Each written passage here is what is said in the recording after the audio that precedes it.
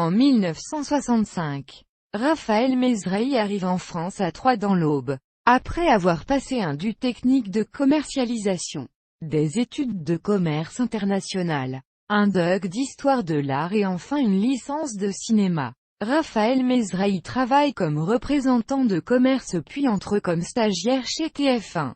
Il travaille d'abord comme documentaliste, puis comme journaliste notamment pour l'émission Tout est possible de Jean-Marc Morandini. Il devient même directeur de casting pour Super Sexy avant d'intégrer l'équipe de l'émission Caméra indiscrète de Nagui, émission dans laquelle il révèle ses talents de piégeur.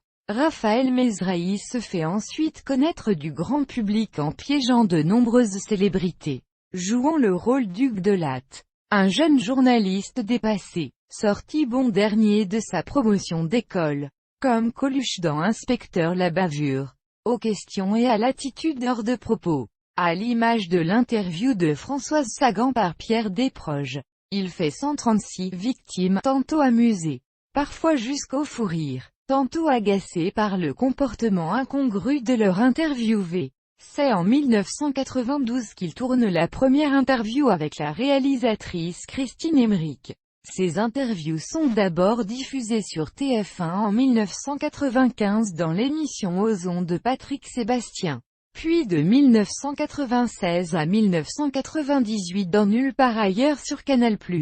Par la suite, il présente, en 1998 durant quelques mois, la grosse émission sur la chaîne Comédie, avec les Robins des Bois. Mezrahi rejoint ensuite Laurent Ruquier dans l'émission On va se gêner sur Europe 1 puis dans l'émission On a tout essayé sur France 2 dès 2001. Étant trop connu en France pour piéger de nouvelles célébrités, il s'attaque aux vedettes étrangères par exemple Brad Pitt. Au début des années 2000 sortent en vidéo des compilations de ses interviews. En 2002, sur France 3, le week-end à 20h25. Il co-présente avec une certaine Irène Cazou, une mamie de 70 ans, un programme reprenant ses interviews. En 2002, il joue avec des membres de la bande à Ruquier la pièce La presse est unanime. Par la suite il se lance dans le one-man show. Avec les spectacles Je débute puis Je m'entraîne en 2002 puis J'y crois que oui suis au top en 2004. En 2005, il fait comme Jean-Marie Bigard le Stade de France mais, lui, se contente du petit auditorium. En mars 2007, il co-anime sur Discovery Channel, avec sa concubine Christine et depuis leur maison de Troyes, une série d'émissions consacrées au jardinage intitulée Les Carottes. Ça a des poils comme la chanson qu'il a sortie en 1999. En 2007, il est aussi l'auteur du livre Préfaces imaginaires où il préface des ouvrages tels que Les Misérables, le Code civil ou le Nouveau Testament. Il crée en mai 2008 au Théâtre du Rond-Point le spectacle théâtral et musical Monique est demandée. Qu'est-ce 12 qu'il joue avec Fanny Valette, Daniel Gilbert, Nicole Monestier, Dany ou encore Jean-François Galotte. Le spectacle se poursuit la saison suivante au Théâtre des Variétés à partir de mai 2009. Avec une distribution changeante, Ginette Garcin et Evelyne Leclerc rejoignant par exemple le spectacle tout comme certains soirs, des invités vedettes. En mai 2010, le spectacle passe à la Cigale durant la saison 2009 à 2010. Il intervient dans l'émission Studio Europe 1 de Michel Drucker sur Europe 1.